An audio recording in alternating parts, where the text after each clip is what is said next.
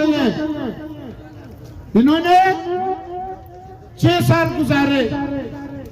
उस वक्त के कमबख्त वजीर आला ने या गवर्नर ने या वजीर आजम ने बिल्डिंग की मंजूरी तो दी थी कि बिल्डिंग बना लो।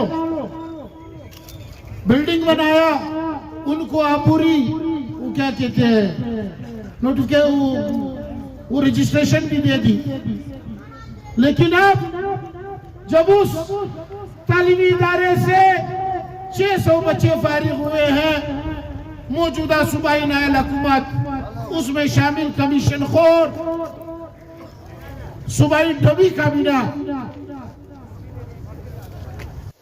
और वजीर आला और गवर्नर उनको बच्चों को रजिस्ट्रेशन देने से इनकार दिए। क्यों?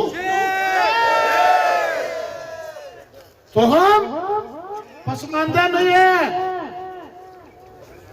हमें एक साजिश के तहत पसमानदा रखा जा रहा है। हमें एक साजिश के तहत उस तरफ धकेला जा रहा है कि हम पहाड़ों पे चढ़े ताकि अपनी आवाम पर ये लोग गोलियां बरसाएं। लेकिन हम समझ बूझ रखने वाले लोग हैं। हम तुम्हारे इस साजिश का मुकाबला करते आ रहे हैं और मुकाबला करते रहेंगे। हम तुम्हें गोली चलाने की इजाजत नहीं देंगे, न ये मौका देंगे। आज इस दिन ज्यादा निकला बस से, फिर बारूद बांध के खुदकुश करेंगे तुम्हारी। और हमारा खुदकुश सबको पता है कि मेट्रोपॉलिटन कॉर्पोरेशन का खुदकुश क्या होता है। वो जिधर खड़ा हो जाता है बड़े से बड़े बंदे का,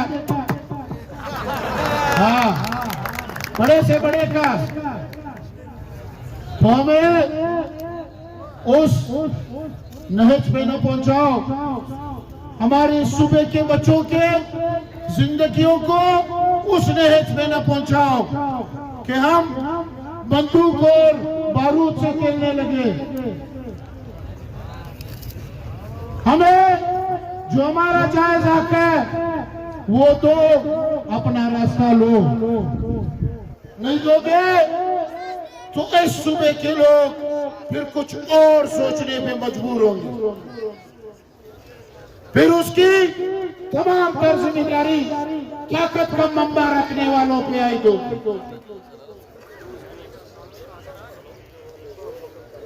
आज दोस्तों ने मुझे कहा कि यार हम आखी चौक नहीं गए। एक तो पश्तो वो या वो सिलम देर बात सही है यार। हम जैसे गरीब मजदूर से जब कोई रिक्वेस्ट करता है तो हम उसको अपने लिए एजाज समझते हैं। और यही हमारी कामयाबी है कि हम इज्जतदार हैं, हम खानदानी हैं। और ये उसकी निशानी है कि आज हमने कुछ लोगों की रिक्वेस्ट को कबूल किया और इस चौक पर जमा हुए हमने आकी चौक जाने से एहतजाज किया।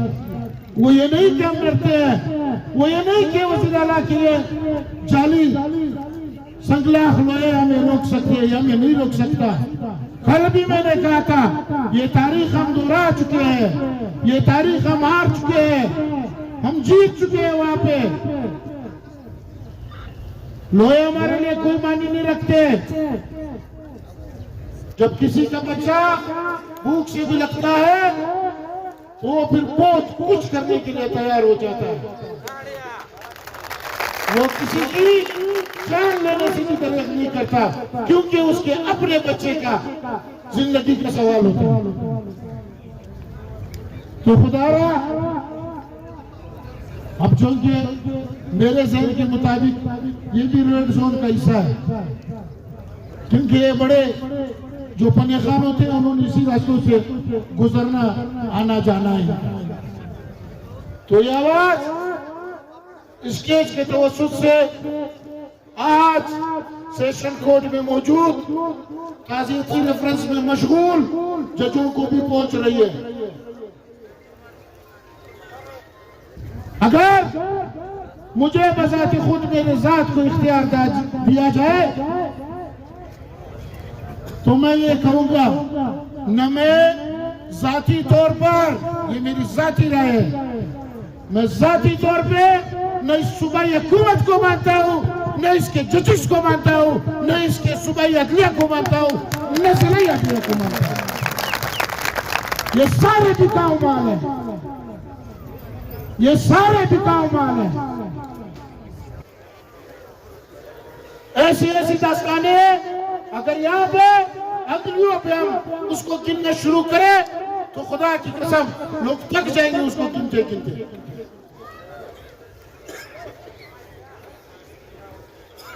लेकिन हम उस आईन को मानने पर मजबूर हैं, क्योंकि ये मुल्क हमने बनाया है, हमने बनाया था, हमने बनाना है और ये हमारा है। ये किसी का बाप का नहीं है, ये हमारा है।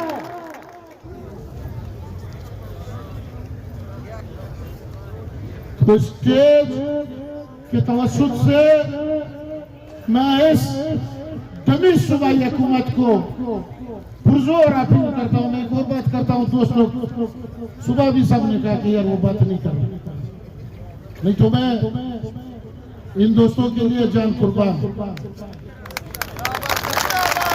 अभी भी करने के लिए तैयार हूं। लेकिन बहुत से दोस्त कहते हैं कि नहीं,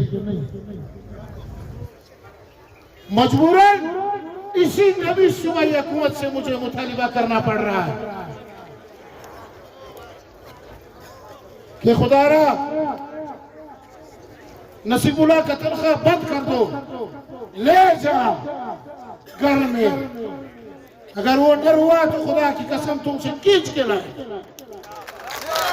लेकिन ये रईस मजदूर भाइयों और बहनों की तनख्वाहें फिलफोर जल्द अज जल्द रिलीज कर दो, वो भी 1 साल बुनियाद